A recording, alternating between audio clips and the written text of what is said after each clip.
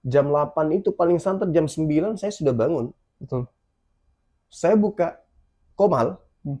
tidak ada apologet yang bangun. Atau mereka sibuk. Mungkin mereka butuh ini. Betul. Kayaknya butuh ini.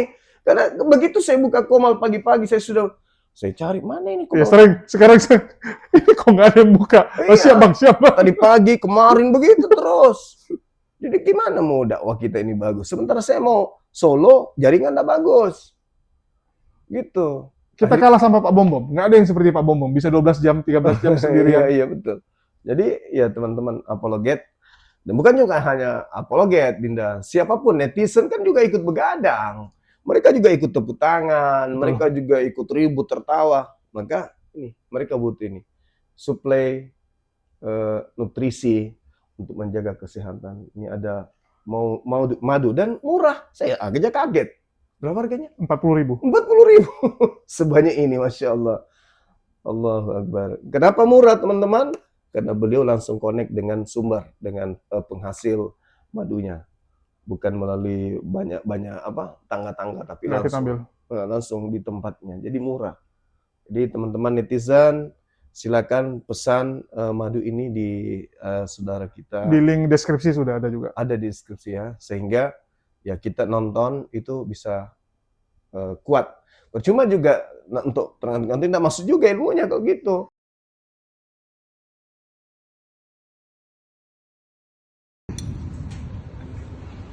Alhamdulillah minum madu ini menambah stamina, menambah kesehatan dan banyak manfaatnya. Marilah sama-sama kita mengkonsumsi madu Maudi Madu produksi Mualaf Center. Sukses Ko Julius. Minum Pak.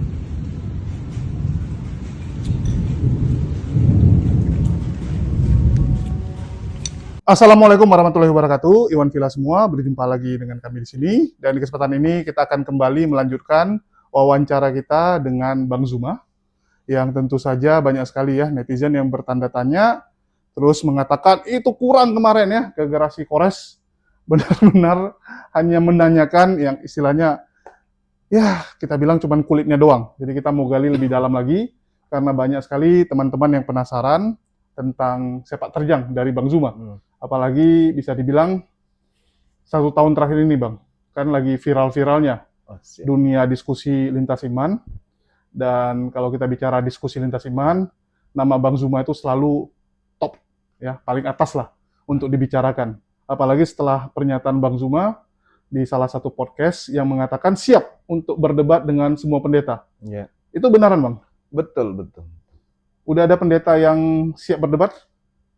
Sampai hari ini belum ada yang kemudian melaporkan, baik itu secara langsung atau melalui tim kita, bahwa mereka ingin berdebat sampai sekarang. Ini kalau memang ada yang mau berdebat nih, itu hubunginya kemana? Ya hubungi ke API, ke Apologet Islam Apologet Indonesia. Islam Indonesia. Bisa melalui mungkin DM ataupun Ya, email ya. DM bisa langsung ke WA yang tahu nomor kontaknya personil Apologet Islam Indonesia. Begitu. Oh boleh ke salah satu pengurus ataupun orang yang ada di API juga bisa ya. Pasti akan Benar sekali. dihubungkan ya. Dihubungkan. Siap. Artinya kapanpun siap itu Bang? Insya Allah. Itu debatnya online atau offline tuh? Offline bisa, online juga bisa. Tapi kalau online kan udah biasa Bang ya? Udah biasa. Ya cuman dan netizen kita itu kan lebih banyak tahu kalau Bang Zuma itu online biasanya. Spesialisnya. Ya, spesialis online. Tapi kalau memungkinkan kita offline, ya kenapa tidak? Sudah pernah nggak sebelumnya debat offline? Kalau offline sebelum mendirikan yayasan, udah sering. Udah sering. Sering. Dari lulusan teologi S1, S2 itu udah biasa. Udah biasa kita berdialog, berdiskusi, dan alhamdulillah ada beberapa yang berujung pada mu'alaf. Oh benar. Ya. Tapi itu videonya ada nggak Bang? Waktu itu karena sifatnya cuma menantang kan, nantang, mau ketemu, kalau kalah debat dia mu'alaf, kalau Bang Zuma kalah debat Bang Zuma ya murtad kan gitu. Tak ada janji untuk mau di live kan. Sehingga pada saat tim kita bawa kamera, ambil gambar, dia ngamuk. Perempuan ini ngamuk, malah menangis waktu itu. Saya tidak mau mualaf kalau tidak dihapus videonya. Gitu. Oh, jadi terakhir mualaf dengan syarat video dihapus. Iya. Tapi setelah dihapus videonya, rencananya besok mualafnya nih. Kan kita berdebat dari jam 10 pagi sampai jam 12 malam lewat. 10 pagi sampai jam 12 malam? Iya. Jadi di situ makan? Di situ makan, di situ ke toilet? Sholatnya, iya. Cuman pindah-pindah pada saat KP-nya tutup, pindah lagi di KP sebelah. Gitu. Karena itu di Entos waktu itu di Mall Makassar yang diperintis. Jadi dia nantang, jadi kita datang, kita layani beliau berdebat, taruhan murtad mu'alaf. Jadi waktu itu saya tidak bawa kitab, tapi beliau bawa kitab banyak, namanya juga S2 teologi kan, pasti banyak materi-materi dari kurikulum yang dipelajari dengan menggunakan buku-buku. Nah, yang membuat dia tidak mau menghentikan diskusi waktu itu, debat waktu itu, ya karena merasa penasaran. Saya kok bawa buku, bawa kitab, Bapak ini tidak bawa apa-apa, tapi kenapa dia tahu gitu? Hafal? Boleh dibilang gitu. Pada saya tunjukkan, dia membantah, nggak mungkin seperti itu. Silakan buka. Bab sekian, kitab sekian, kita surah ini dan seterusnya. Begitu dia buka, ternyata betul ada. Akhirnya dia semakin penasaran, tapi penasarannya itu ingin mengalahkan. Tapi ternyata semakin ke dalam, semakin terpojok gitu. Jadi semakin antusias untuk mau menjatuhkan Bang Suma waktu itu, tapi nggak bisa. Karena musuhnya adalah Bibelnya sendiri. Betul. Nah, itu dia masalahnya. Terus itu waktu zaman setelah Abang aktif di medsos atau sebelum itu? Oh, sebelum. Sebelum muncul Zulkifli M. Abbas gitu ya? Waktu itu udah mulai muncul, udah mulai. Masih pakai, Tapi dulu kan grup nama, WA. dulu kan nama Abang bukan Bang Zuma, dulu masih Iya. pakai penginjil jalanan ya? Penginjil jalanan, betul. Itu waktu masih penginjil jalanan atau udah Bang Zuma? Transisi dari Transisi. penginjil jalanan menuju ke Bang Suma. Oh, itu masih zaman-zaman WA ya? Iya, zaman WA. Zaman WA, betul. Endingnya syahadat malam. Jadi ada lucu kejadian itu, jadi deal syahadatnya besok. Oke. Nah, saya kan anggap hal ini bukan sesuatu yang luar biasa karena sudah sering terjadi. Betul. Besok begitu saya sholat zuhur, sebelum sholat zuhur, saya ditelepon terus, nomor tidak dikenal. Ada apa orang ini? Nelpon terus tidak ada habis-habisnya. Jadi ku angkat. Begitu ku angkat, yang ada bahasa kotor. Ternyata singkat cerita yang nelpon ini cowok dari cewek yang kemarin. Pacar masih? Pacarnya gitu. Masih muda artinya? Masih muda. Ya mungkin sekitar 30 tahun lah mereka itu. Nah, waktu itu dia bilang gini, kalau sampai si Mr. X ini mu'alaf, saya batalkan nikah dan akan kuhancurkan hidupmu semua, gitu-gitulah. Malah pengancaman fisik, pembunuhan lah, kayak gitulah. Kalau sampai wanita ini mu'alaf. Karena dia katakan, kau kenal saya nggak? Saya ini adalah pemimpin sponsor PSM, kayak gitu-gitulah. Iya. Anggar-anggar lah. Iya, jadi saya katakan, saya nggak ada niat untuk memualafkan. Dia yang ajak saya taruhan. Tapi dia nggak mau mendengar. Dia nggak mau mendengar, malah diancam saya mau ditembak jarak jauh, katanya, bunuh kau, kalau sampai itu perempuan ini kau mualafkan, mati kau, kata dia. Aku tahu kau kerja di mana. Jadi waktu itu saya langsung tutup, ngapain saya gubris. Nah, tidak lama kemudian cewek ini nelpon. Dia juga marah sama aku. Si cewek? Iya. Kenapa abang angkat? Loh, mana saya tahu. Saya kan udah bilang, Bang, kalau ada WA abang gini-gini jangan digubris ya. Saya nggak tahu. Saya sholat, saya ditelepon terus ya angkat lah. Mana urusan saya kan banyak. Betul. Banyak yang nelpon saya. Saya juga mau ngapain ngurusin kayak gitu-gitu. Udah Bang, aku nggak jadi. Saya juga tidak minta Anda mualaf, kok Anda yang mau. Itulah salah satu contoh keadaan pada saat offline gitu. Jadi memang beda kalau kita online, karena kalau online selesai ya udah selesai. Kalau offline itu berbuntut panjang. Biasanya seperti itu? Ya, biasanya seperti itu. ada tambah-tambahannya, punya drama ya. Iya bener, ada drama-dramanya, kayak gitu-gitulah. Pengancaman, ya banyak lah pokoknya kejadian-kejadian offline. Nah, ada juga dulu sempat saya diskusi lagi kerja, kemudian datang Bu Aji, waktu itu dia mau pelunasan perumahan kan. "Woi, Bang Zuma, loh Ibu kok tahu?" "Iya, ada teman saya yang sampaikan bahwa ada Bang Zuma kerja di situ. Terus, ini Bang, saya mau datang sekalian saya mau pelunasan perumahan. Saya juga mau tanya, suami saya itu polisi," kata dia gitu. "Terus Bu, sekarang setelah saya pulang haji, beliau mau syahadat." "Ah, jadi Ibu suaminya ini?" "Iya, mohon maaf Bang Zuma, saya dengan suami saya itu beda agama." Ya sudah, saya dialog lah ceritanya, bukan debat sama bapak ini, debat, dialog, diskusi. Lama-lama akhirnya dia, apa istilahnya itu ya, mengalah. Karena istrinya itu sudah bertahun-tahun berdialog, berdebat, sampai mereka marah-marahan, sampai biasa pisah ranjang sampai berbulan-bulan. Ngambek-ngambekan. Ngambek-ngambekan. Hanya gara-gara ya terkait keyakinan. Akhirnya jumpa sama aku 4 kali, 5 kali pertemuan. Akhirnya dia mengatakan, "Saya angkat tangan. Syahadatkan saya," gitu. Jadi ya kita syahadatkan waktu itu di masjid. Apesnya karena istilah-istilah Bible itu kan masih tabu di masjid kan ya. Iya. Orang belum tahu apa itu Yesus, apa itu Bible, Yohanes, Matius, kayak gitu-gitulah. Saya syahadatkan Bapak itu di masjid. Sampai Pak Imam marah. "Ini masjid, Pak. Ngapain sebut Yesus di masjid? Ini bukan gereja." Akhirnya ribut masjid.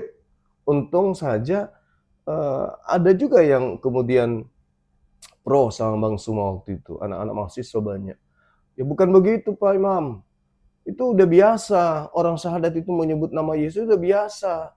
Tapi kan ini bukan masjid." Akhirnya waktu itu saya pegang pahanya Pak Imam. Udah Pak, biar saya jelaskan. Kalau orang syahadat nikahan memang tidak ada nama itu. Tapi kan Bapak ini tadinya penyembah Yesus. Saya cuma minta disaksikan banyak orang, beliau mempersaksikan bahwa Yesus itu hanya ciptaan. Dan itu kan tidak masuk dalam syahadatain. Saya cuma mengatakan, dan aku bersaksi bahwa Yesus itu hanyalah ciptaan Allah. Ya tapi nggak bisa Pak. Ya udah kalau begitu, yang mana yang benar? Ya udah, syahadat ulang. Jadi ku kasih Pak Imam itu syahadatin ulang, baru puas. Nah, ini cerminan bahwa memang dunia apologet ini adalah hal baru di mata umat. Adalah hal baru. Maka memang kita harus sering menggaungkan ini. Supaya masyarakat Islam tahu, tidak ada larangan dalam Islam, dalam Al-Quran, hadits, untuk belajar tentang kristologi itu nggak ada. Seperti itu. Ya tantangannya kan ini cukup berat Bang ya. Bahkan kalau bisa kita bilang sampai detik ini pun masih banyak umat muslim ya. Agak tabu ya tadi membahas tentang Bible dan sebagainya. Dengan alasan ngapain kita bahas kitab orang, kitab kita sudah sempurna, ngapain kita tahu kitab orang gitu kan. Bahkan kemarin aja ada beberapa santri setelah diajarkan sama Kores, ya awalnya kita berpikir ini akan jadi pasukan kita berikutnya nih. Apalagi mereka dari ini ya, dari mondok gitu kan. Artinya basicnya udah ada, tinggal dipoles, jadi. Tapi setelah tamat malah dia bilang, ngapain Bang kita debat? Ngapain kita bahas? Loh, jadi kamu 3 bulan ngapain gitu kan? Udah belajar capek-capek 3 bulan, setelah tamat malah bilang ngapain gitu. Nah, ini menurut Bang Zuma nih, sebenarnya tuh gimana cara kita supaya bisa meyakinkan saudara-saudara kita ini bahwa ini penting gitu. Karena gimana kita berperang bisa menang kalau kita nggak tahu musuh kita kan gitu. Iya, betul. Jadi ya inilah hal yang perlu benar-benar kita gaungkan. Saya di beberapa pertemuan offline juga ketika menghadiri sebuah kajian. Ini sering saya sampaikan bahwa kristologi dan islamologi adalah 2 disiplin ilmu yang ya istilahnya baku lah ceritanya kan ya. Orang-orang Kristen belajar tentang kristologi. Orang Islam belajar tentang islamologi. Para ustadz itu kan islamologi kan ya. Betul. mereka lulusan STT itu kan kristologi. Nah, ada loncatan berpikir yang terjadi ketika dari pihak Kristen yang belajar kristologi ini, itu belajar Islamologi sampai 40 SKS. Di STT-STT itu ada. Betul. Nah, sedangkan di kita, di Islam, itu hanya belajar tentang Islamologi, segan, takut untuk belajar kristologi. Seakan-akan kalau belajar kristologi itu ya tujuannya untuk murtad. Padahal sama seperti seorang aparat misalnya. Mereka bagaimana belajar tentang kriminologi. Apakah kemudian mereka ketika belajar tentang kriminal, ya dasar-dasar satu gerakan disebut kriminal, apakah mereka menjadi penjahat? Kan tidak. Mereka belajar tentang kriminologi itu untuk supaya mereka bisa kemudian menahan laju tindakan atau gerakan-gerakan atau perbuatan kriminal yang ada di tengah-tengah masyarakat. Begitu juga seorang dokter. Seorang dokter itu belajar bagaimana kuman, bagaimana bakteri, bagaimana virus. Bukan supaya mereka sakit, tetapi bagaimana mempelajari kuman bakteri ini agar mencari cara pencegahan, cara pengobatan, dan seterusnya. Nah, begitulah yang harus ditanamkan kepada umat Islam, anak-anak kita, bahwa kita harus belajar kristologi. Supaya kita tahu bagaimana caranya untuk membentengi akidah umat Islam, anak-anak kita khususnya, dari gerakan-gerakan pendangkalan akidah. Karena mereka belajar Islamologi bukan untuk mualaf. Mereka belajar Islamologi untuk memurtadkan. Mencari celah. Mencari celah. Oleh karena itu, umat Islam juga harus mempelajari kristologi supaya bisa mencegah, bukan untuk memualafkan, tapi kita umat Islam belajar kristologi untuk mencegah, membentengi akidah umat Islam, agar gerakan untuk mendangkalkan akidah, menjauhkan umat Islam dari Islamnya itu sendiri itu bisa diminimalisir supaya tidak terjadi sesuatu yang kita tidak inginkan. Karena kalau kita tidak belajar kristologi, sementara mereka menggaungkan Islamologi dengan cara-cara yang tidak sesuai dengan disiplin ilmu Islam, ya nanti ujung-ujungnya akan terjadi gesekan. Karena mereka sudah berani masuk di ranah pertahanan umat Islam, bahkan tidak jarang mereka berpura-pura tampil seperti ustadz, seperti ulama. Nah, ini akan merusak tatanan, khususnya hubungan antar lintas agama, seperti itu. Ya, bisa dibilang ini kita fokusnya jadi kontra misionaris lah ya. Ya, betul. Kontra misionaris. Benar, benar. Oke. Terus ada juga yang menarik dari podcast sebelumnya dengan Bang Zuma. Iya. Di mana kan Bang Zuma cerita tuh sampai nampungin mualaf tuh di rumah. Iya. Ya.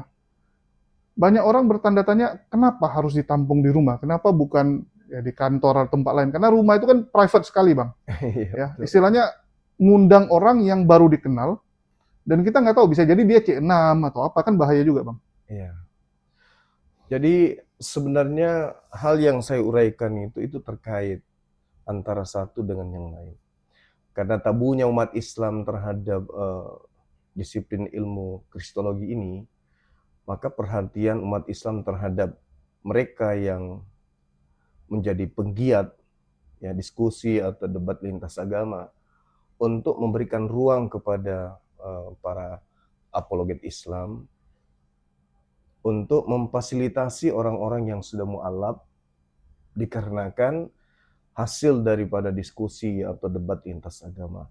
Sehingga saya sendiri merasa waktu itu sendiri, berjuang sendiri, niatannya memang karena mau melihat orang-orang ini baik, mereka yang kemudian menghujat Islam supaya mereka tidak lagi melakukan hal penghujatan.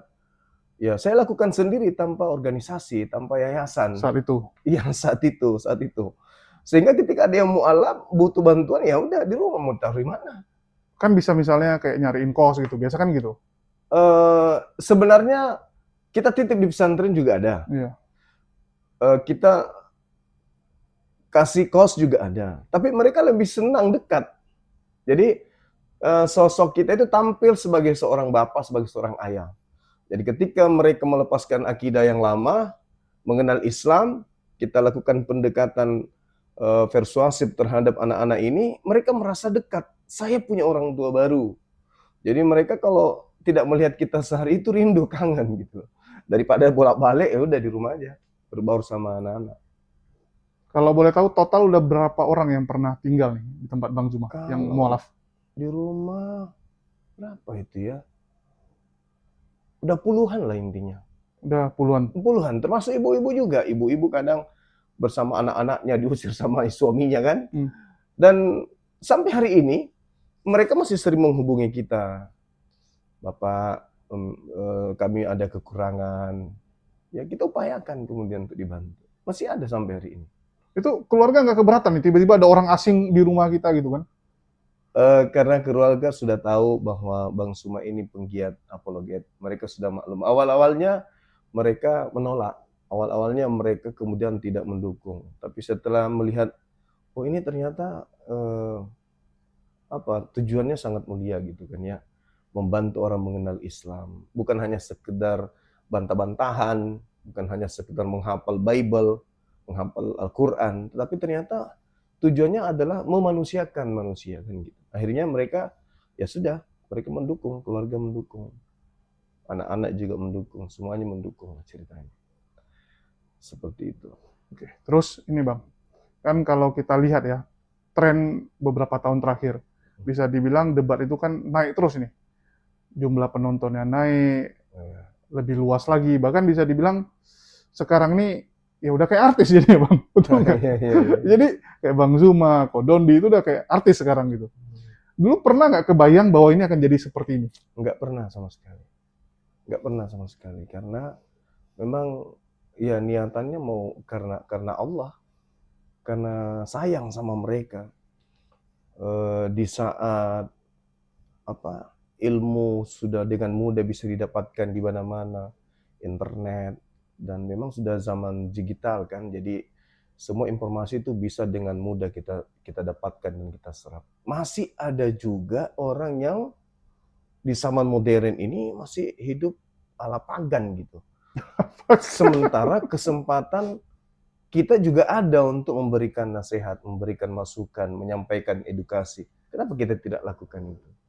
Jadi dengan adanya keadaan inilah kemudian kita hadir, ya memberikan kemudian masukan-masukan. Apalagi ketika mereka yang bertanya. Apalagi ketika mereka membawa diri untuk berdialog, berdebat. Meskipun debatnya itu kadang menyakitkan, tapi ya kembali kepada niatan bahwa tujuan kita terjun ke dunia ini, ke dunia apologet ini adalah membuka ruang hidayah buat mereka, teman-teman kita dari non-muslim. Gitu. Oke. Terus kan banyak yang tanya juga, kalau yang nonton dari awal mungkin ingat dulu kalau Bang Zuma, saya ingat juga tuh debat itu pernah di kantor tuh, pakai topi, masih dulu masih pakai topi. Iya betul. Ya. Itu kan dulu, karena masih kerja. Ya. Kalau sekarang udah pensiun Bang? Saya pensiun dini. Pensiun ini. Tepatnya bulan April 2024 kemarin. Jadi saya harus melepaskan pekerjaan dan harus konsentrasi di sini. Karena kalau saya masih tetap kantor, saya merasa zalim. Tidak maksimal kerja, sementara karyawan yang diamanahkan ke kita itu ada ratusan. Yang harus saya pertanggungjawabkan, ya, kehidupan mereka, kemudian kinerja mereka, dedikasi mereka terhadap perusahaan. Kalau saya tidak maksimal, maka hasil anak-anak di lapangan juga pasti tidak maksimal. Sementara saya diperbantukan di salah satu BUMN. Oleh karena itu saya bikin kesimpulan, udahlah saya berhenti, saya fokus untuk dakwah apologet ini aja. Gitu. Ya, jadi yang jadi pertanyaan, dulu kan alasannya karena privasi itu Bang. Iya. Sekarang sudah keluar, kenapa nggak tampil all out gitu? Orang mempertanyakan nih. Iya. Jadi sebenarnya jangankan kepada teman-teman organisasi, karena kita juga dulu pernah terlibat banyak organisasi. Keluarga besar saya sendiri, masih banyak yang tidak tahu Bang Suma itu siapa. Ya karena itu tadi, tujuannya bukan karena ingin dikenal, bukan karena ingin tenar, bukan karena ingin disanjung, enggak, semata-mata hanya karena Allah. Kalaupun ada terlihat Bang Suma itu berkumpul dengan teman-teman, entah itu di kafe atau apa, itu hanya ya sifatnya ikuti irama aja lah, supaya teman-teman ini tidak melihat kita ini menutup diri. Karena memang perjuangan ini tidak bisa hanya dengan sendiri. Harus ada orang yang sifatnya hidup pada circle yang sama, yaitu memperjuangkan kemudian niatan agar orang-orang yang tidak mengenal Islam, dan yang tidak mengenal Islam ini berasal dari orang-orang yang tadinya menghujat, menghina. Bukan orang yang lagi diam, tidak ngapa-ngapain, kita datangin, kita ajarin Islam, enggak. Tetapi memang datang untuk menghujat. Nah, itulah kesempatan kita untuk menyampaikan Islam. Sembari kita sampaikan juga Bible-nya. Karena mereka kebanyakan, setahu saya sudah puluhan tahun di dunia apologet ini, saya belum pernah menemukan ada dari pihak sebelah yang lebih paham Bible daripada apologet Islam. Itu kan nanti mereka bilang, lah itu kan menurut kamu, menurut dia yang lebih paham gitu. Saya rasa, iya, itu yang baru belajar Bible pun akan mengatakan hal yang sama. Tapi faktanya kita lihat, pada saat kita berdialog, bahkan terakhir kemarin saya ada berdialog dengan salah seorang pendeta, cukup terkenal juga. Dia malah heran ketika saya mengatakan, tanda-tanda kedatangan Yesus menurut Yesus itu, matahari menjadi gelap, bulan tak bercahaya, bintang berjatuhan, kuasa langit berguna. Itu dia nggak percaya. Mana ada kayak begitu? Nggak pernah baca. Padahal dia awalnya mengaku S2, STT. Lupa kali ada di kitabnya sendiri. Kalau lupa sih nggak mungkin deh. Karena itu adalah hal yang sangat frontal.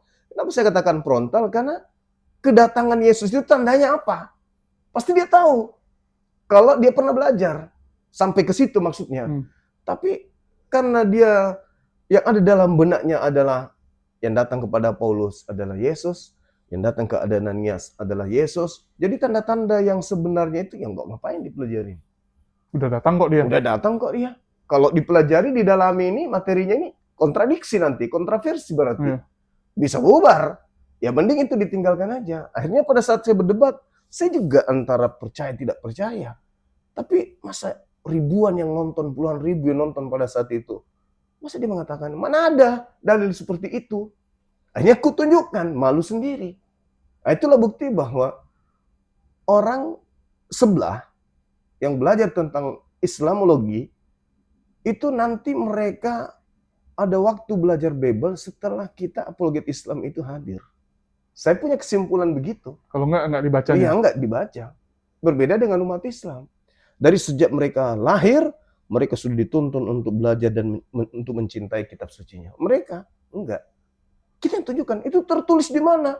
Itu di bab berapa? Itu nomor berapa? Akhirnya kita yang merangsang mereka untuk belajar kitab suci mereka. Itu ada. Jadi ada juga manfaat sebenarnya buat mereka. Hanya mereka cinta dengan Bible. Hanya saja ujung-ujungnya ketika mereka sudah paham Bible, Bible-nya tidak mendukung kepercayaan dan keyakinannya. Malah bantah-bantahan dengan kepercayaannya. Ya, bahkan Edis yang dianggap sebagai pakar dari segala pakar kekristenan saat ini, begitu menjelaskan Bible, malah amburadul ya. Ya, malah berpihak. Iyalah, berpihak di kita karena yang menggaungkan pertama kali mungkin ada sebelum Bang Suma, tapi yang vokal dan konsisten membahas tentang karya penyaliban itu ya Bang Suma, mau tidak mau itu harus diakui oleh dunia apologet. Ya. Dan hasilnya Edis malah berpihak. Kan begitu. Nah, inilah yang terjadi sekarang ini. Sehingga senior-senior mereka antara satu dengan lainnya itu saling sikut. Itu ya, ngamuk gara-gara penyaliban itu ya. Ya, penyaliban. Yang sana nuduh ini si Edis ini kok jadi ikut Bang Zuma gitu kan, ikut kadrun. Sedangkan versi sana bilang itu si Rudi Yohanes yang ikut kadrun gitu kan, mau nangkap sesama mereka. Benar-benar. Ya, itu bukti kalau mereka tuh memang semua nggak ngerti Kristen ya. Nggak ngerti, mereka cuma terlanjur Kristen aja. Terlanjur Kristen. Terlanjur Kristen. Oke. Terus, ini Bang Zuma, kan kita tahu ya, bahwa banyak sekali nih orang yang pernah berdebat dengan Bang Zuma. Dan menurut Bang Zuma sendiri, siapa sih lawan debat yang paling berkesan, paling tangguh lah menurut Bang Zuma? Subjektif nggak apa-apa. Kalau tangguh kurasa siapa ya? Ya paling yang tangguh itu yang ini. kalau tangguh dari segi bertahan tentang Bible, keyakinan itu nggak ada. Mereka terlihat kuat berargumentasi ketika mereka membahas Islam. Nah, itulah bukti bahwa memang di Islam ini ada kekuatan di mana ketika membahas Islam, cakupannya itu adalah ilmu. Sehingga ketika mereka membahas hadits, mereka membahas ayat suci Quran, terjemahan dalam hal ini, ya mereka punya keselarasan antara akal dengan dalil-dalil yang mereka gunakan. Sehingga kita Islam ini juga merasa bahwa yang disampaikan ini, cara kemudian untuk mengkanter adalah mempertanyakan disiplin ilmu yang mereka punya. Misalnya hadits. Boleh dia bawa hadis sahih, boleh. Itu sering terjadi. Tetapi ada hal yang mereka tidak tahu terkait dengan asbab wurud. Kemudian sinkronisasi antara hadis sahih dengan ayat suci Al-Quran. Itu yang mereka tidak pahami. Kemudian, disiplin ilmu di dalam mengkaji Islam, mereka juga tidak tahu bahwasanya ternyata terjemahan itu hanya satu disiplin ilmu di antara puluhan disiplin ilmu yang harus dikuasai untuk kemudian memahami kandungan daripada Al-Quran atau hadis itu sendiri. Nah, kenapa saya katakan mereka lebih berwarna ketika mereka membahas hadis daripada membahas Bible? Karena Bible itu tidak nyampe ke sini. Tapi kalau ketika mereka membahas hadis, maka sampai ke sini. Contoh misalnya ketika ada hadis yang mengatakan orang yang menyetubuhi hewan itu kemudian tidak dibunuh, tidak dihukum dan seterusnya. Nah, kalau kita tidak menggunakan ilmu mantik berdasarkan Quran atau cakupan daripada materi yang ada di dalam Quran ini, orang akan kewalahan menjawab itu. Karena ya yang namanya materi Islam tentu menggiring manusia untuk menggunakan ini. Maka cara menjawabnya adalah, kenapa orang yang menggauli binatang itu tidak dihukum? Karena udah gila. Karena gila.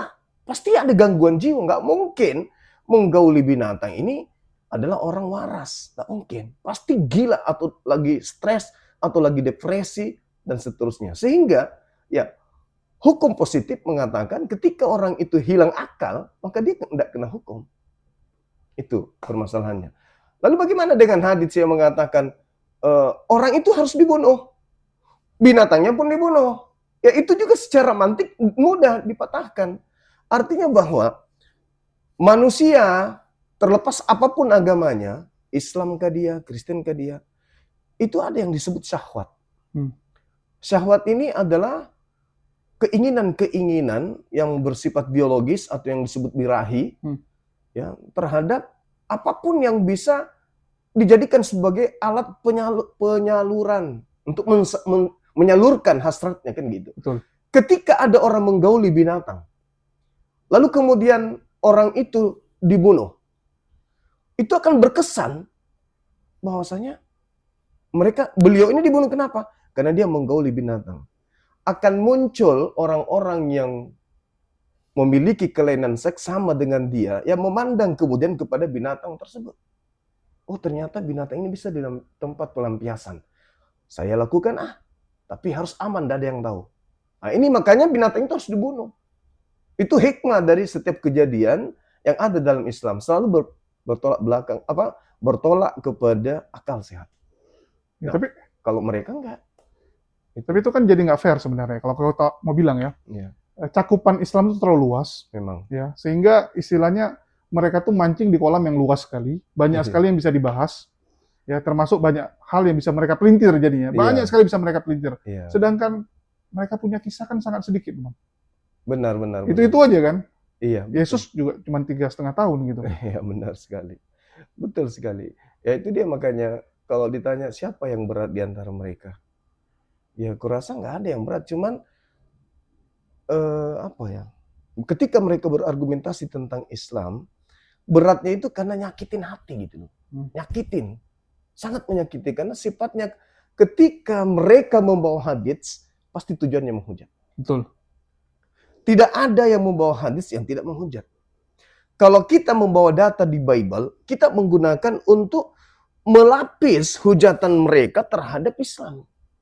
Contoh misalnya bagaimana seorang Nabi menikahi anak kecil. Ya, kita gunakan data di dalam Bible itu untuk menyadarkan ini loh yang harus kamu lihat. Bagaimana keadaan di dalam Biblemu.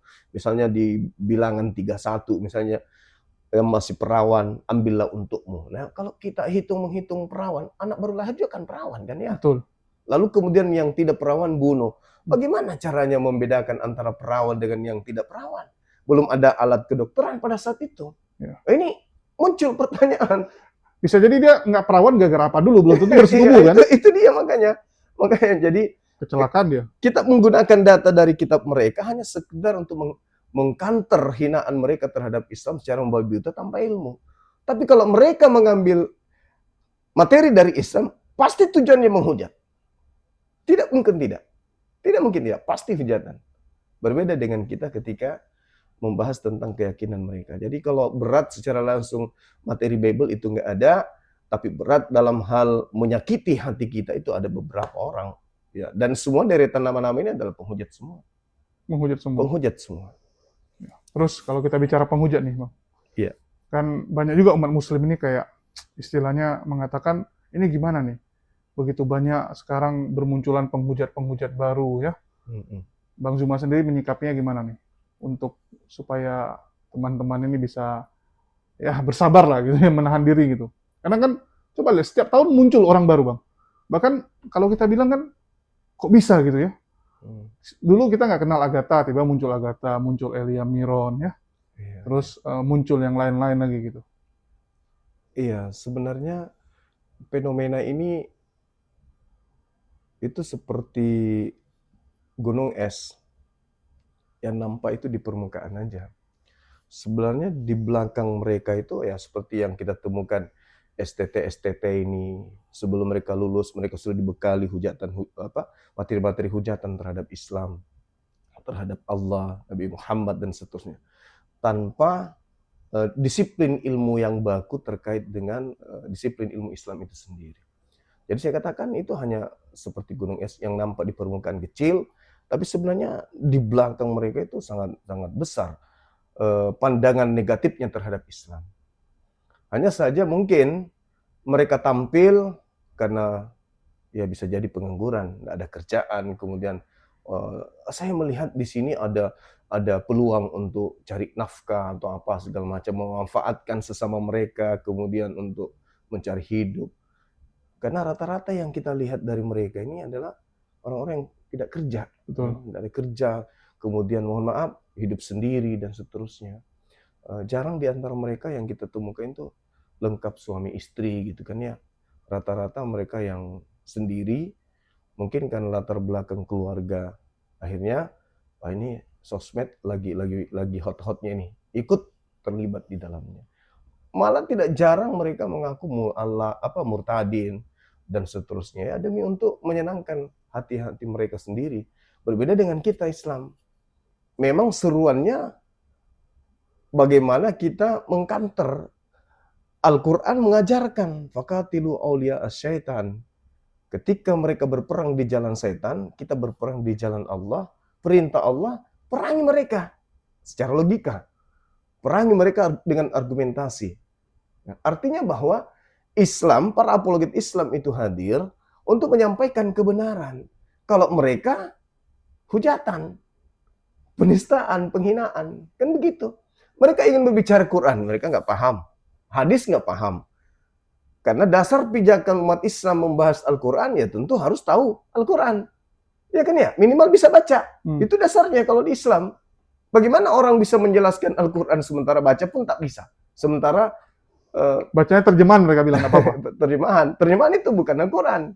Terjemahan itu adalah upaya manusia untuk mengetahui isi Quran. Maka diterjemahkan. Tapi itu bukan firman Tuhan. Makanya sering saya berdialog dengan saudara-saudara Kristen.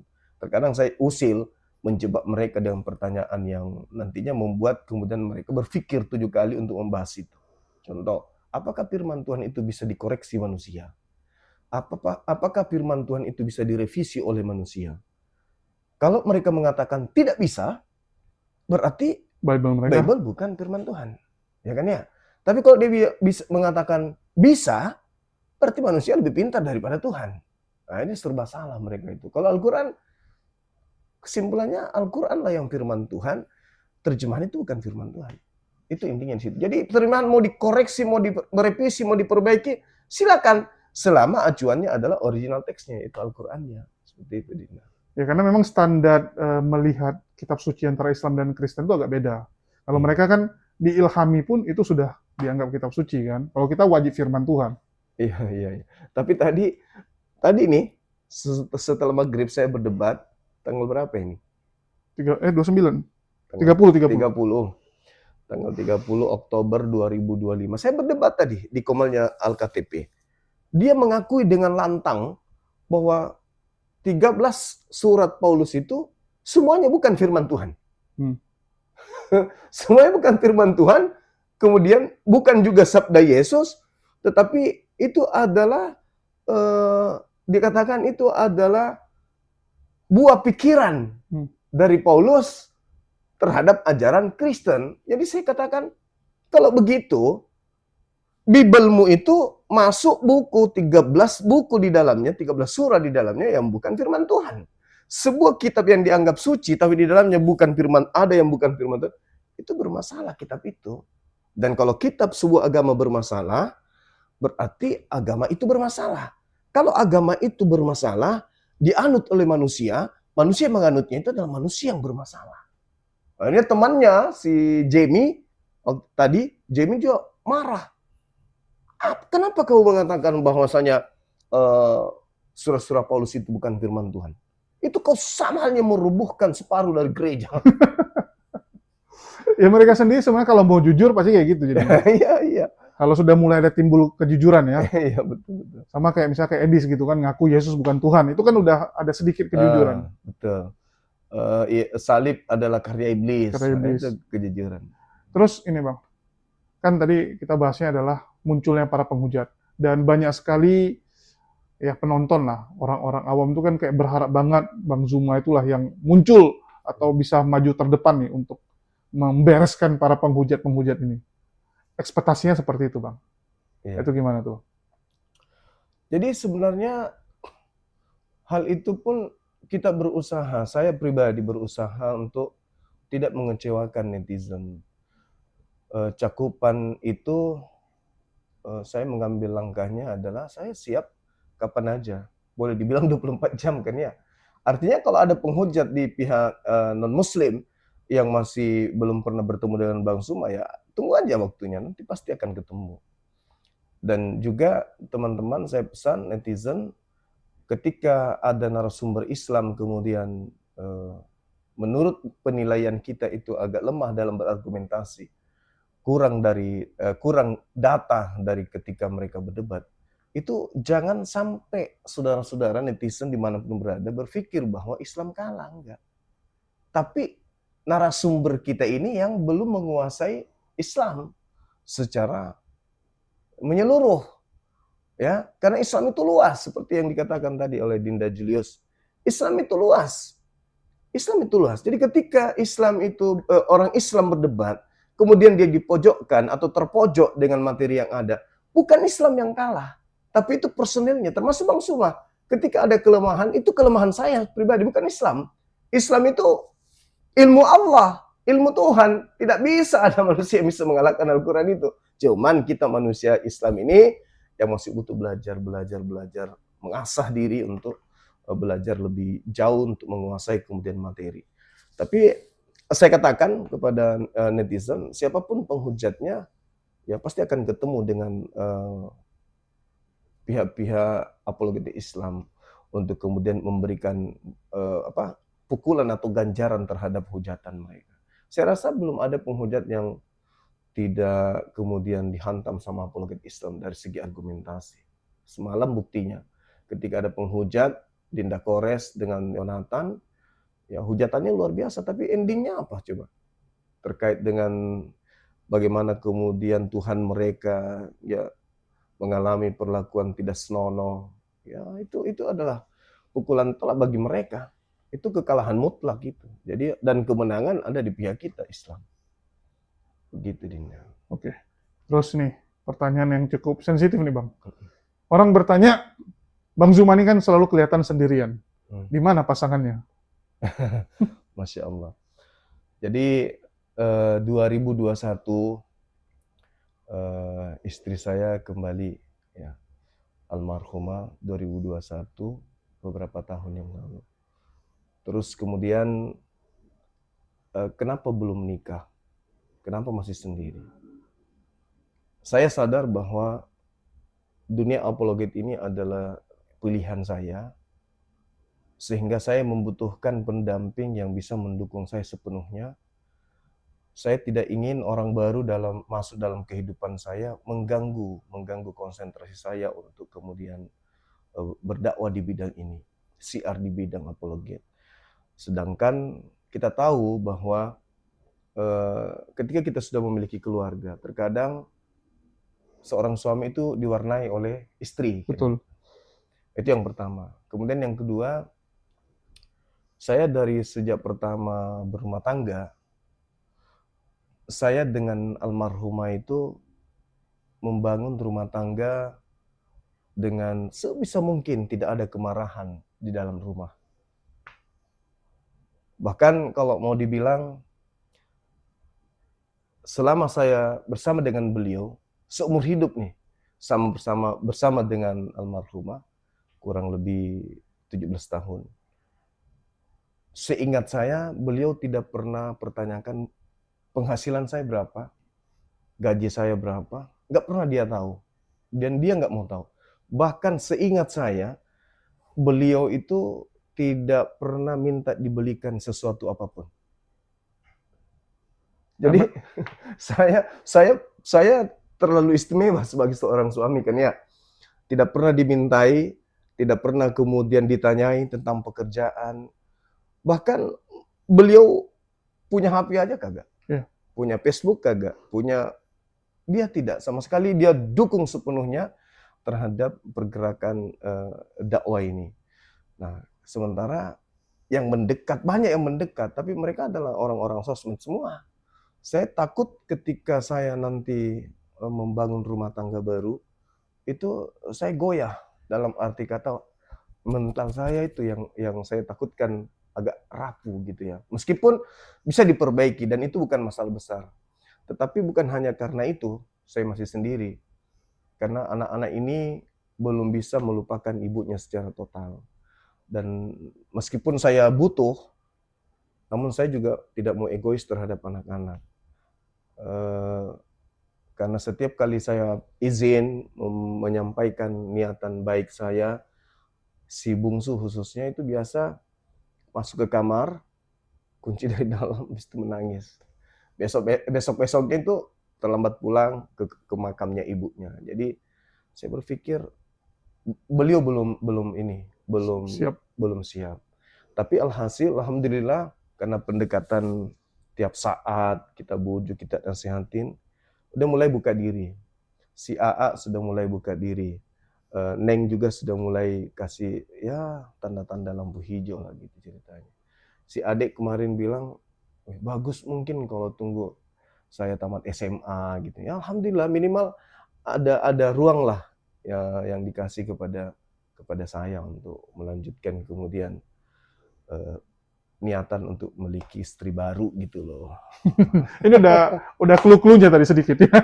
Kriteria-kriterianya. Soalnya banyak kali yang nanya tuh selalu gitu kan. Banyak yang penasaran. Iya. Kayak gitulah ini. Ya jadi sabar-sabar aja dulu kita puasa gitu ya. Jadi kayak Yesus nanti dibilang. Iya, kita puasa, ada hikmahnya juga karena kita bisa mendekatkan diri kepada Allah. Itu hikmahnya itu di situ.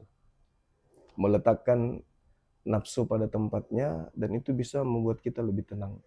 Betul. Oke, terus ini yang cukup menarik nih Bang. Kan bisa dibilang dulu orang kenalnya tuh kan pakar kristolog. Ya saya ingat kayak Ustadz Nababan, almarhum Ustadz Insan Mokoginta, Bapak kristolog nasional gitu ya. Iya. Terus sekarang Bang Zuma memperkenalkan apologet.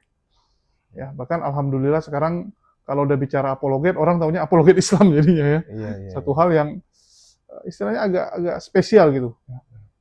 Kenapa tiba-tiba menggunakan nama apologet nih Bang? Masih banyak yang nggak tahu soalnya. Iya, kalau apologet itu kan bahasa Yunani ya. Apologet itu artinya adalah pembela. Pembela Islam, artinya apologet Islam. Meskipun bahasa ini banyak digunakan dalam Bible, dalam bahasa Yunani, tetapi itu tidak merusak kemudian tatanan akidah Islam. Justru ketika kita sebagai apologet Islam ini menggunakan kata apologet, itu sebenarnya pukulan untuk orang sebelah gitu. Bahwa ternyata Islam pun bisa menggunakan istilah-istilah dalam Bible untuk menamai sebuah yayasan yang nantinya justru yayasan itu akan memberikan pukulan-pukulan terkait dengan hujatan dan misi mereka untuk memurtadkan. Nah, kenapa muncul ide itu? Karena belum ada yayasan yang konsentrasi untuk membela Islam secara langsung terhadap gerakan kristenisasi.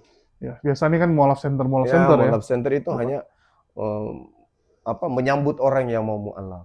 Tapi mereka tidak kemudian tampil fokus untuk melakukan counter attack terhadap hujatan kepada Islam.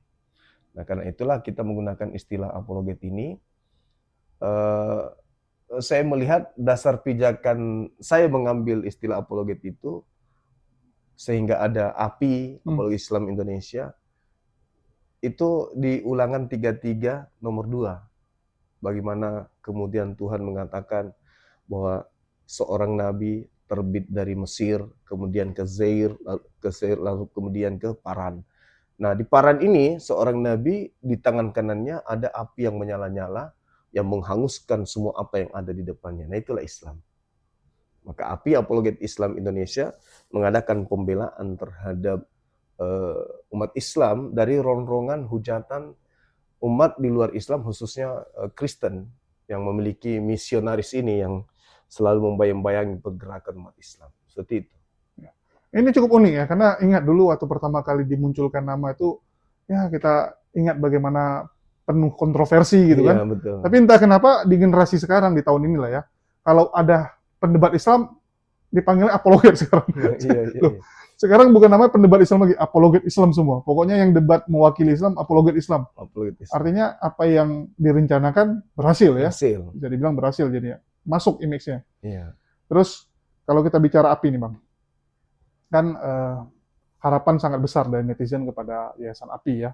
Apalagi seperti Abang bilang tadi kan fokusnya itu ya langsung ya bertempur dengan para orang-orang yang mencoba memurtadkan saudara-saudara kita. Dan kalau kita bicara di medsos, ya alhamdulillah so far semua terkendali. Tetapi yang di lapangan ini kan masih banyak orang kayak mengatakan kita masih kalah nih di lapangan. Ya, mungkin ada beberapa kejadian lah kita temukan ya, bagaimana misionaris begitu leluasa di lapangan memurtadkan saudara-saudara kita gitu. Dari Bang Zuma sendiri nih ngelihatnya gimana? Iya, jadi kalau hal itu terjadi sebenarnya bukan saat sekarang saja. Dari sejak Indonesia belum merdeka itu sudah program mereka kan gitu ya. Cuman tak tersentuh oleh dakwah kita. Betul. Karena dakwah di Islam itu sejak Islam masuk ke Nusantara itu konsentrasinya terhadap umat Islam itu sendiri. Umat Islam tidak pernah kemudian datang di suatu wilayah untuk mendakwai orang-orang yang sudah beragama. Berbeda dengan mereka. Justru mereka penginjilan istilahnya ya, pembibelan kalau menurut saya, kepada orang-orang yang beda akidah dengan mereka, beda agama dengan mereka. Dan itu mereka sudah lakukan dari sejak dulu. Pergerakan mereka untuk merekrut istilahnya domba-domba sesat itu ya begitu. Jadi ketika hari ini hadir Apologet Islam Indonesia, mata dunia lah ceritanya kan ya, melihat bahwa ternyata Islam juga mampu gitu. Akhirnya dengan lahirnya Apologet Islam Indonesia, pergerakan-pergerakan yang tadinya sudah berjalan di kalangan mereka tapi senyap dan tidak tercium, tidak terlihat, sekarang terlihat. Akan tetapi di sosmed dimenangkan oleh kita. Kenapa? Tanpa kita masuk ke pelosok, di pelosok sana sudah menikmati internet. Mereka melihat dan menyaksikan, oh ternyata Islam ketika berhadapan dengan Kristen, apologet Islam ini lebih handal pemahamannya tentang Bible. Nah, Apologet Kristen ingin mempelajari Bible supaya lebih handal. Tapi apa yang mereka hafal bertentangan dengan keyakinan kepercayaannya. Contoh misalnya ketika mengatakan Yesus itu Tuhan. Silakan aja Anda hafal Bible semuanya. Hafallah dalil-dalil tentang Yesus Tuhan. Nggak ada. Malah kalau mereka menghafal Bible, dia membantu kita umat Islam. Karena di dalam Bible-nya Yesus bukan Tuhan, Yesus manusia. Kan gitu. Tuhan 3 nggak ada dalam Bible. Tuhan itu cuma 1 dalam Bible. Nah, sementara konsep keyakinan kepercayaan mereka ya 3 dalam 1, 1 dalam 3. Jadi untuk handal memahami Bible dibandingkan apologet Islam itu saya rasa mustahil. Mustahil. Mungkin ada yang lebih banyak paham. Yang banyak hafal dan mungkin paham. Tetapi tidak mungkin data itu disajikan sebagai materi untuk berdialog. Karena kapan mereka menyampaikan data itu justru membantu umat Islam untuk mengatakan bahwa konsep keyakinan dan kepercayaan itu keliru. Karena terbantah oleh Bible-nya sendiri. Maka apa yang mereka lakukan ya harus offline, membujuk orang. Iya. Jadi seibarat orang perang. Bagaimana caranya supaya bisa mengalahkan musuh? Bukan dengan berpidato. Bukan. Tetapi dilumpuhkan musuh itu dengan diberi rasa ketakutan dulu. Mencekam, diteror, rasa takut. Bagaimana menghadirkan sebuah keadaan dimiskinkan. Ya kan ya? Dibuat mereka terbelakang dan seterusnya. Atau ada yang sudah miskin, ada yang sudah terbelakang, tinggal dipanen. Iya. Tinggal didatangin, tawarkan bantuan, kasih perbuat sikap baik, kemudian lalu ujung-ujungnya diajak bernyanyi. Ya kan ya? Ujung-ujungnya dibawa ke sungai. Dibaptis. Dikasih bantuan, kasih cangkul, dikasih bibit. Itulah yang terjadi. Nah, sekarang dengan adanya sosmed ini, apologet Islam Indonesia memiliki target bahwa seluruh pelosok tanah air bisa menikmati debat lintas agama Islam Kristen, sehingga mereka ya dengan adanya materi-materi ini mereka bisa memperkuat akidah mereka meskipun ditawarkan cangkul, meskipun ditawarkan bibit tanaman dan seterusnya. Pesan kita, ambil cangkulnya, ambil bibitnya, Tolak tapi Tuhannya. tolak Tuhannya.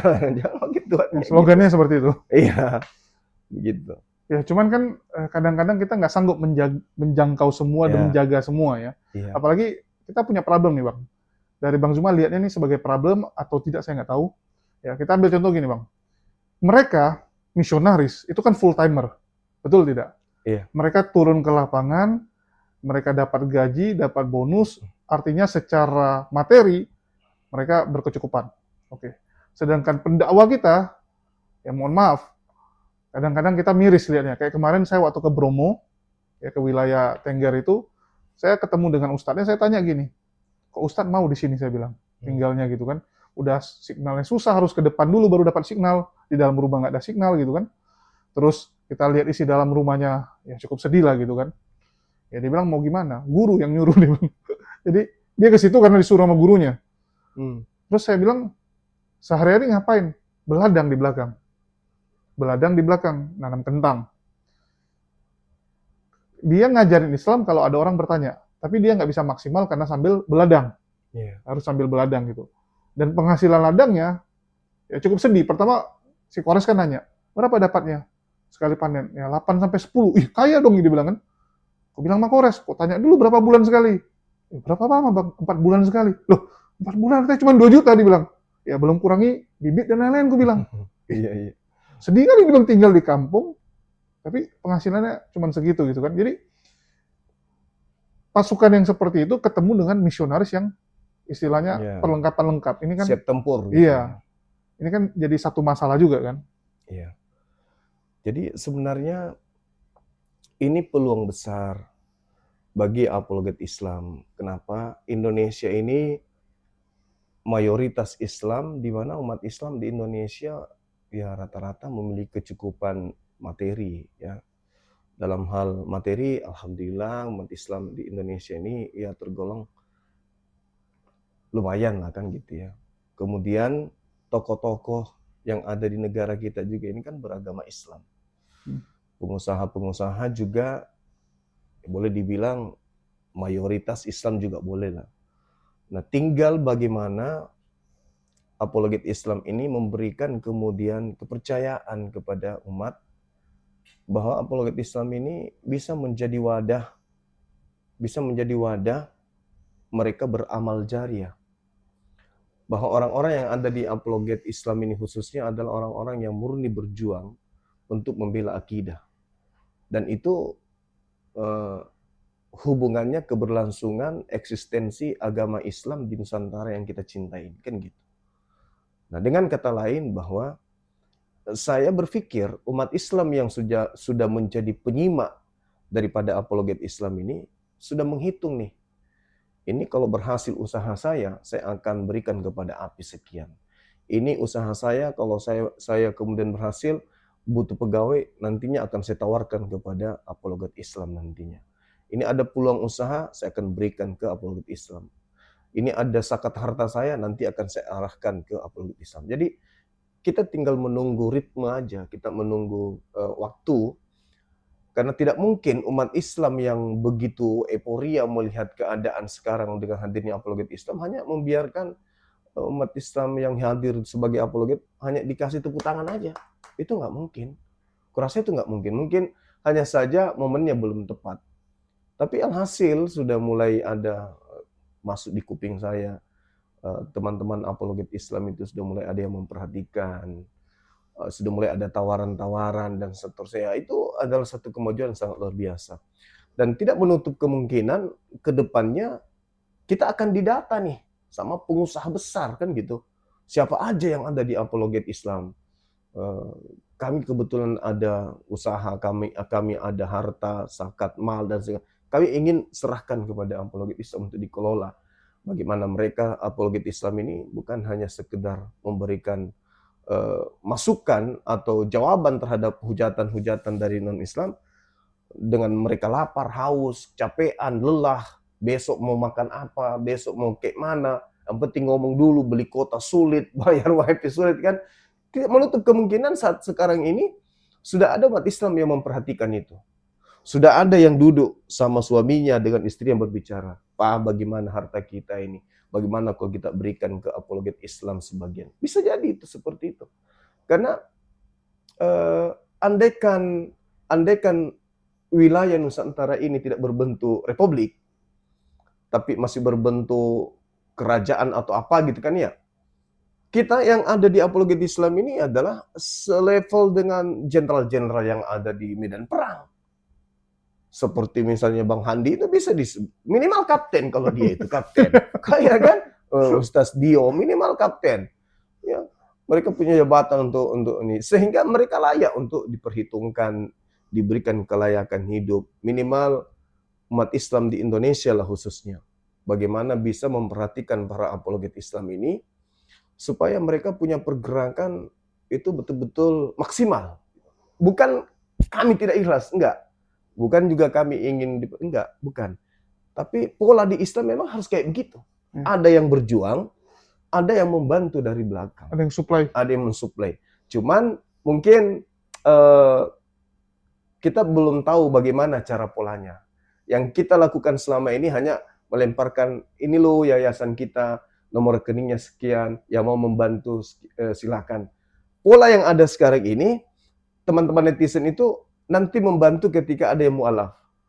Ada syahadat, ayo siapa yang membantu? Mereka lupa bahwasanya yayasan ini seibarat kendaraan yang butuh pergerakan yang harus berputar setiap saat. Konsisten. Jadi mereka pasti butuh dana.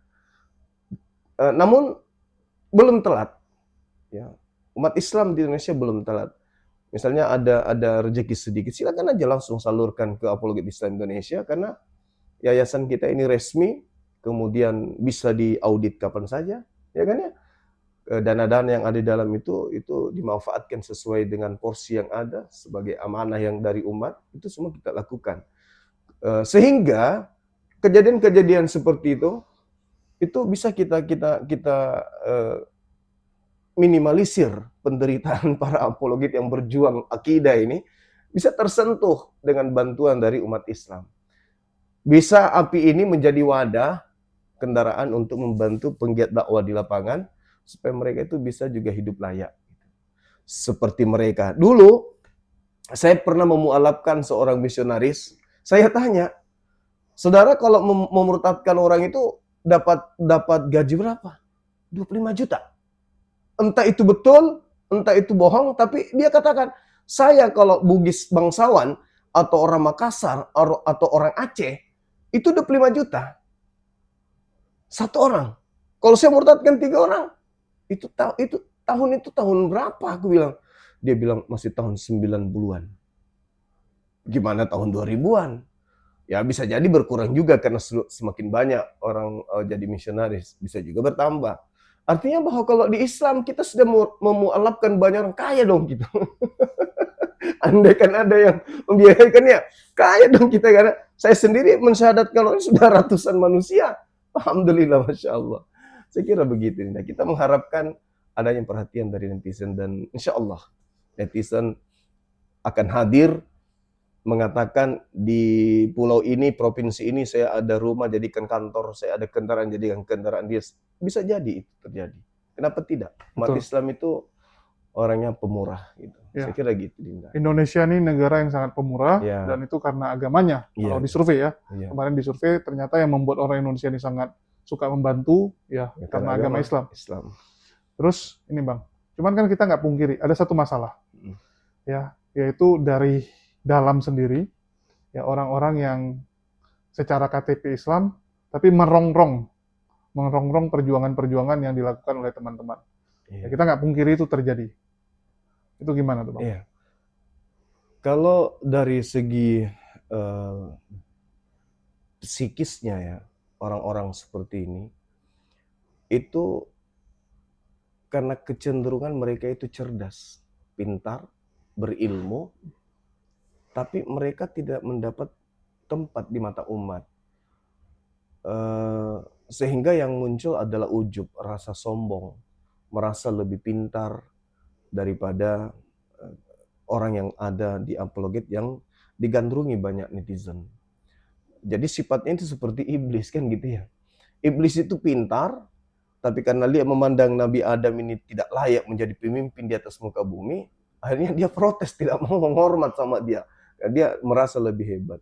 Sehingga sifat setan itu ya setidak-banyaknya diambil alih sama orang-orang seperti itu. Nah inilah juga bahayanya kalau orang terlalu pintar, terlalu banyak ilmu, tetapi kurang adab. Berilmu, besar kepala, tapi hati kecil itu bahaya.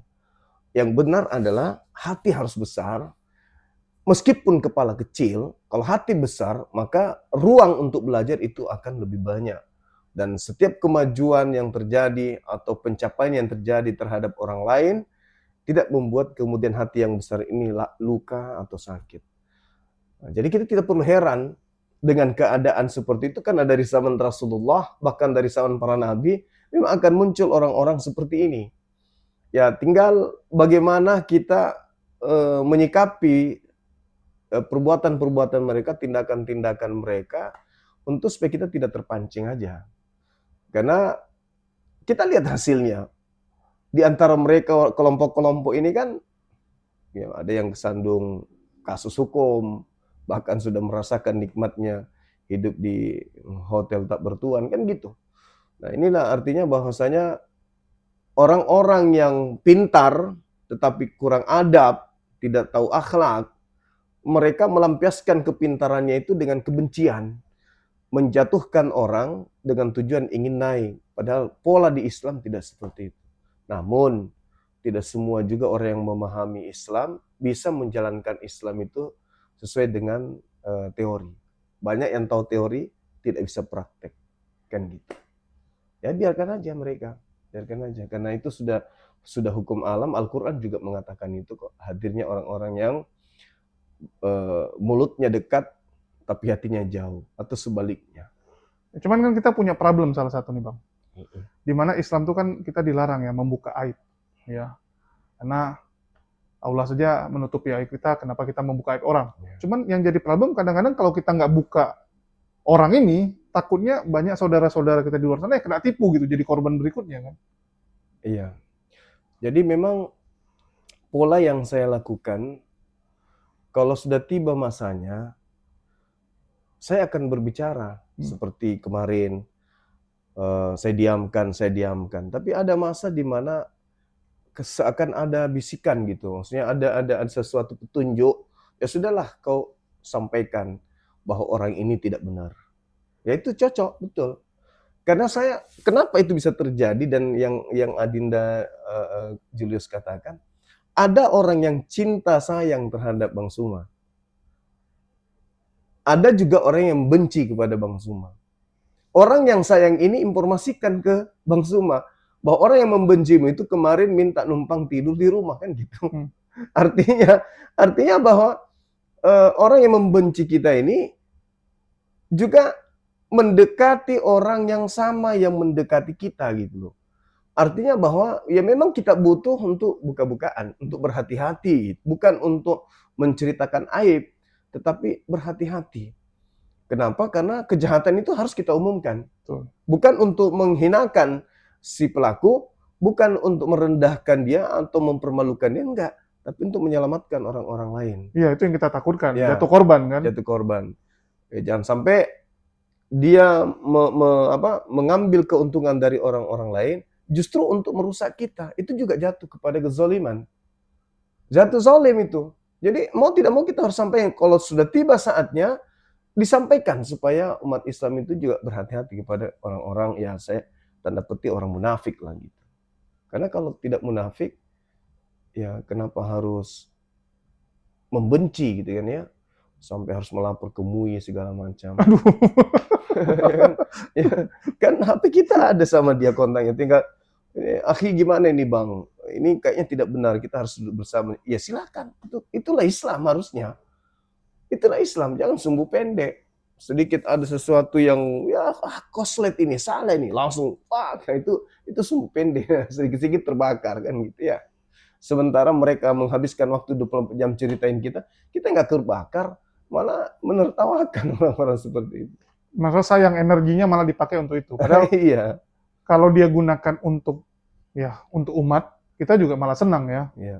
Fokus jadi Gojek aja untuk keluarga itu lebih bagus. Jangan Gojek udah susah cari penumpang, dapat duit sedikit beli kota untuk menggibah saudaranya sendiri di sosmed. Iya, sayang. Iya, sayang. Habisin waktu dan tenaga. Nanti sakit lagi, pusing lagi nanti. Kalau datang penyakitnya stadium 4, stadium 5, mampus. Nggak tahu mau nyari siapa lagi udah ya. Ya, habis stok orang yang bisa dihubungi. Habis stok, betul. Gitar sudah dijual, sendal dijual semua, sempak bekas juga dijual demi untuk makan, tapi masih sempat juga melakukan sesuatu yang tidak baik. Anehnya, orang-orang kayak gini rata-rata orang yang pernah kita bantu gitu loh.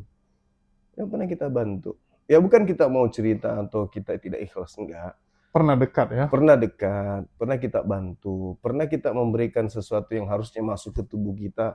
Kita relakan, kita tahan diri untuk memberikan dia supaya dia bisa melanjutkan perjuangan. Tapi ujung-ujungnya tanpa ada kesalahan apapun yang kita lakukan terhadap pribadi mereka ini kok nyerang pribadi gitu.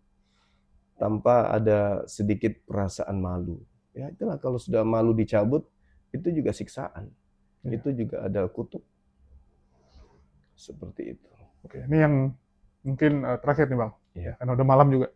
Terus banyak yang tanya nih Bang. Dan jujur saya secara pribadi juga agak bingung dengan Bang Zuma, jujur ya teman-teman. Kalau kita lihat Bang Zuma itu kan pagi, siang, malam debat nih. Ya, tapi ilmunya nambah gitu. Jadi ada beberapa materi yang dulu tuh nggak pernah disampaikan, tiba-tiba disampaikan saat ini. Ya, artinya itu kan materi yang baru Abang temukan. Iya. Ya. Yang kita bingung kapan belajarnya gitu. Kalau Prof. Ali, Kodoni, saya lihat dia baca buku gitu kan. Mereka beli buku, baca buku. Ini Bang Zuma kapan belajarnya gitu. Boleh diceritain tuh, kok bisa tiba-tiba selalu ada kayak materi-materi baru tuh Bang? Iya, jadi satu materi dalam Al-Quran itu yang menjadi senjata saya. Ketika Al-Quran berbicara mengenai orang kafir. Artinya, karena saya bersaksi tiada Tuhan selain Allah, dan Al-Quran itu adalah kalamullah, setiap Al-Quran berbicara, pasti kebenaran. Dan setiap kebenaran harus kita buktikan. Jadi ketika Al-Quran mengatakan bahwasanya mereka memang pantas untuk sesat, mereka memang pantas untuk dikatakan kafir, mereka pantas untuk di neraka. Saya akan berpikir nih, kenapa dia pantas? Karena mereka menduakan Allah. Lalu ketika mereka menduakan Allah, apa pembuktian dari Quran? Al-Quran mengatakan mereka menduakan Allah dengan Nabi Isa alaihissalam. Oh, Nabi Isa. Di dalam perspektif mereka, Nabi Isa itu Yesus. Kita cari nih, ketika Yesus ditanya oleh Allah, apakah engkau yang mengajarkan mereka menuhankan dirimu selain daripada aku? Artinya data ini ada di dalam Bible. Nah, itulah yang membuat saya secara singkat mempelajari, pasti ada. Saya cari, ketemu.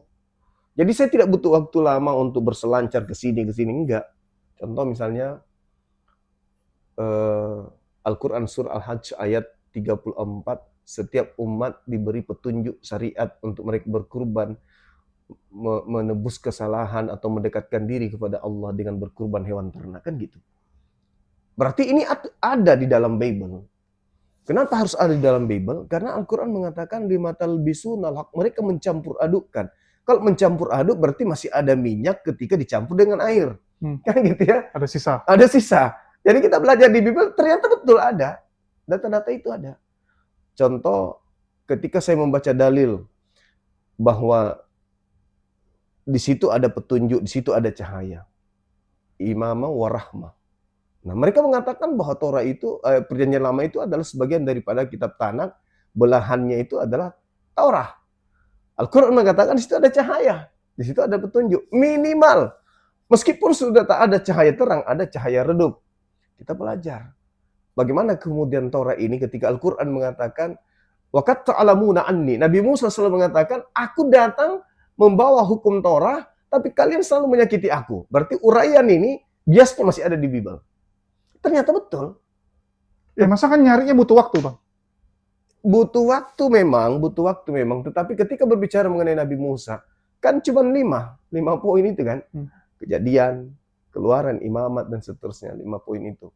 Nah, setelah kita kaji, kan sudah ada HP nih, internet. Ya kan ya?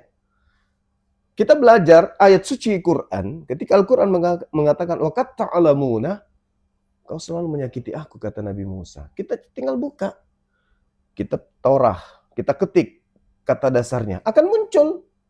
Jadi tidak perlu butuh banyak waktu untuk belajar. Lalu kemudian terkait dengan pola yang saya gunakan ya, ketika ada dalil yang selalu diangkat oleh orang Kristen, saya pasti pretelin dalil itu nanti. Pasti ku dapat celahnya dalil itu. Contoh misalnya ketika baru-baru ini membahas tentang penebusan itu memang sudah dinubuatkan. Kok ada Tuhan menubuatkan kemudian pembunuhan terhadap orang benar? Nah, hari ini saya menemukan bahwa ternyata Yesus ini memang sudah ingin dibunuh dari sejak bayi. Ya, itu betul. Dan itu betul. Dan saya temukan data itu benang merahnya ke Al-Quran. Surah Maryam. Bagaimana kemudian ketika orang Yahudi datang kepada Maryam dan bertanya, wahai saudara Harun. Lalu kemudian Nabi Isa berbicara. Berarti cahaya yang sudah redup itu ada ceritanya. Kudapatkan di Matius 2. Ternyata betul. Yesus ketika dia lahir, orang-orang Majus datang membawa pesan. Yang lahir ini adalah penerus Nabi Daud, penerus Salomo, penerus Hezekia, penerus Gedeon, penerus Nabi Musa. Dia akan duduk di tahta Daud. Nah, kita lihat dalam Lukas 1, nomor 33, Yesus ini memang sudah dinubuatkan untuk menjadi raja selama-lamanya bagi kaum Bani Yakub. Berarti ada musuhnya nih, ada musuhnya pasti. Ternyata saya temukan betul ada musuhnya. Siapa itu? Raja Herodes. Ya. Nah, apa yang terjadi? Malaikat datang kepada Yusuf untuk Yusuf bawa kabur ke Mesir. Artinya, dari kecil Tuhan sudah punya rencana untuk keselamatan Yesus. Bukan nanti setelah dia besar, baru Tuhan merancang keselamatan untuknya. Ya. Malaikat datang, menatang engkau di tangan. Bukan. Dari sejak bayi, malaikat datang ke Yusuf. Bawa istrimu Maria dengan anakmu ke Mesir. Iya kan? Herodes pada saat itu kecewa terhadap orang-orang Majus.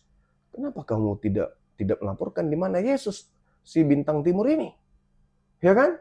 Nah, akhirnya apa yang terjadi? Herodes memerintahkan untuk seluruh anak-anak yang ada di Bethlehem, bayi, dibunuh semua dengan harapan Yesus juga terbunuh. Tapi ternyata dia tidak terbunuh, dia membesar dia. Yesus membesar menjadi betul-betul menjadi tokoh yang membuat kemudian pada masa dia dewasa membuat orang-orang Yahudi, imam kepala, orang Farisi itu kalang kabut. Nah, saya temukan di Al-Quran itu seperti itu. Wa makar Allah. Ketika kemudian Nabi Isa melihat kemungkaran demi kemungkaran kaumnya, kemudian beliau bertanya, Man ansari ilallah? Siapa yang akan membantu saya untuk melanjutkan misi dakwah ini, kata Nabi Isa. Nah, itulah maksudnya, artinya bahwa cahaya itu masih ada di sana, meskipun sudah redup, karena bukan lagi ori. Tapi kita bisa menemukan. Dan alhasil, ya kita temukan. Jadi dengan sangat mudah materi-materi itu bisa kita pelajari tanpa kita harus STT 1 tahun, 2 tahun, nggak perlu itu. Ya karena polanya agak beda Bang Zuma dengan yang lain gitu kan. Yang lain misal beli buku, belajar benar-benar. Kalau Bang Zuma ini kita bingung gitu kan. Kapan belajarnya? Perasaan debat-debat terus dia gitu kan. Ini dari mana informasinya? Karena kan sering materi baru, termasuk yang disalibkan itu ya mereka punya Yesus kedua gitu kan. Iya. Itu kan istilahnya sesuatu yang simple tapi benar-benar menguncang iman mereka gitu. Iya. Yang kita bingung nih hikmahnya dari mana gitu, kok bisa kepikiran. Ada yang saya butuh nanti adik-adik kita, Kores, Goldian, Uniripa, dan yang lain untuk konsentrasi terhadap kitab Wahyu 12 nomor 9. Di situ setan, ular tua yang dilemparkan kemudian turun ke Romawi. Nah, itu mereka harus betul-betul dalami itu. Okumene ya. Okumene, betul. Tapi Okumene itu ya memang dulu untuk wilayah yang mereka ketahui. Karena kan mereka dulu nggak tahu kalau dunia ini bulat gitu kan. Ya. Mereka pikir kan dunia ini unlimited gitu kan. Nggak tahu ujungnya di mana. Betul. Nah itulah. Pokoknya banyaklah data-data yang kemudian ya Rasulullah disuruh belajar, disuruh bertanya kepada ahli kitab. Karena di situ banyak rahasia-rahasia. Dan di dalam surah Ali Imran, Allah juga berkata kepada Nabi Muhammad, Wahai Nabiku Muhammad, inilah sebagian berita-berita gaib yang aku ceritakan kepadamu. Artinya, Nabi Muhammad tidak mengkaji Bible, tidak mengkaji kemudian kitabnya orang Yahudi dalam bahasa apapun, tapi Nabi Muhammad kemudian mengurai isi daripada kitab mereka melalui Quran pewahyuan. Nah, kenapa enggak kita manfaatkan kita ini sebagai umat Islam yang punya kesempatan untuk melihat kitab itu? Nabi Muhammad tidak punya kesempatan karena dia pembawa risalah, ditakutkan nanti campur-campur. Iya, campur. Tapi kita umatnya diberi kesempatan untuk melihat data-data yang dikatakan fawailul lil ladzina yaktubunal kitaba biaidihim. Mereka celaka karena menulis sebuah buku yang mengatasnamakan firman Tuhan. Nah, buku itu ada sampai di kita. Kita pelajari. Dan sangat mudah untuk membongkar unsur gelap dan unsur terang yang ada di dalam buku tersebut. Sederhana itu. Tinggal pendalaman materinya adalah bahwa kita sedikit-sedikit belajar Ibrani, sedikit-sedikit belajar Yunani, supaya kita bisa mensinkronkan antara bahasa asli dengan terjemahan. Karena ketika Al-Quran mengatakan minal jinnati wan nas, pembisik-pembisik kejahatan itu dari 2 sumber ini, dan juga Yesus mengatakan menggunakan nama saya untuk menyesatkan banyak orang. Berarti ya saya sebagai Muslim tidak ragu bahwa yang disesatkan itu ini, penyesatnya itu ini, yang menyesatkan orang lain yang banyak ini, mereka ini yang ini. Berarti ada senjata itu di mereka. Nah, ternyata betul. Tokoh yang selayaknya menyelamatkan manusia justru menyesatkan manusia. Yang dipercayakan kemudian menerjemahkan Al-Quran misalnya, justru penerjemah Al-Quran ini bukan mau menyelamatkan umat Islam, tetapi untuk membinasakan umat Islam dengan mensalah terjemahkan Al-Quran. Nah, ini yang saya temukan. Artinya, setiap kali saya menemukan sesuatu yang mencurigakan di dalam kitab mereka, saya pasti tarik dari bahasa asli. Ternyata betul, kekeliruan demi kekeliruan. Contoh yang saya temukan 3 hari yang lalu. Sepekan yang lalu, saya temukan data di dalam Roma 16 nomor 7. Ya kan jelas di situ. Ada beberapa kemudian Andronikos dan juga Yunias yang sudah menjadi Kristus sebelum aku. Ternyata di situ yang sudah menjadi Kristen sebelum aku, ternyata bukan Kristen. Original tesnya Kristus. Berarti Paulus mengakui Andronikus dan Yunias ini sudah menjadi Kristus sebelum dia. Paulus. Berarti Paulus juga berdasarkan 1 Korintus 11 nomor 1, dia juga adalah Kristus. Berarti Lukas 2 nomor 11 pada hari ini lahir bagi menjadi selamat Kristus. Ternyata Andronikus juga Kristus. Yunias juga Kristus. Dan apesnya Paulus juga Kristus. Sementara Yesus mengatakan kepada anak didiknya, di kampusnya dia ceritanya ini kan, ya, waspadalah kepada Kristus palsu.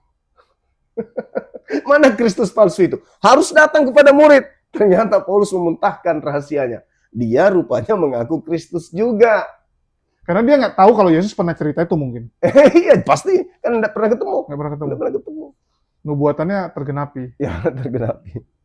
Karena kalau mau dilihat sebenarnya gampang polanya ya.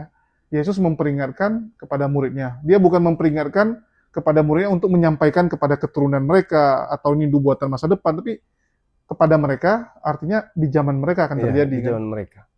Ada hal menarik, Bunda. Kalau kita lihat dalam Ulangan 5, nomor 1, nomor 2, nomor 3. Ulangan 5 itu, Torah itu dikatakan hukum yang datang kepada Nabi Musa tidak mengikat nenek moyang kita. Oke. Tetapi cuma mengikat kita yang hidup hari ini, yang hidup di sini, yang bersama dengan kita di sini, bukan untuk mereka. Coba. Jadi Taurat itu memang untuk Nabi Musa. Al-Quran surah Al-Araf ayat 144-145. Disuruh berpegang teguh umatnya yang hidup bersama dengan Nabi Musa saat itu. Makanya dikunci di Mazmur 147, data 1920, hukum yang datang kepada Nabi Musa, aturan yang datang kepada Israel tidak diberikan kepada bangsa lain. Jadi Kristen ini dari mana? Kristen ini dari mana? Sumbernya dari mana Kristen ini? Mereka mengatakan begini, keselamatan itu dari Yahudi kan? Betul. Kisah Para Rasul 24 nomor 5, justru Yahudi yang teriak, Paulus ini adalah penyakit sampar yang telah menyesatkan orang-orang Yahudi seluruh dunia beradab. Di seluruh dunia yang beradab. Dan dia adalah tokoh dari Kristen. Orang Yahudi, di mana sumber keselamatan itu berada, mengecam Paulus sebagai penyakit sampar, sebagai penyesat. Lalu, kenapa dia jadi tokoh? Betul. Pendiri kekristenan yang sah. Iya, itulah dia. Karena dia mengaku Galatia 1:15, aku diutus untuk orang-orang yang tidak bersunat. Ya kan? Ya. Sementara murid-murid Yesus diutus untuk orang yang bersunat. Paulus aku itu, Galatia 2 nomor 8. Murid Yesus diutus untuk orang yang bersunat, aku sendiri untuk orang yang tidak bersunat.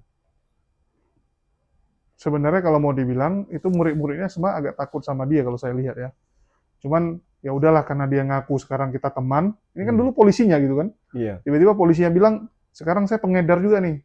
Orang tuh bingung kan, oh ini beneran atau lagi mata-mata nih? Udah lu keluar-keluar aja lah. Terserah lu lah mau ngomong apa, yang penting jangan dekat-dekat kan. Jangan dekat-dekat, ya udah dia di luar aja. Iya, iya.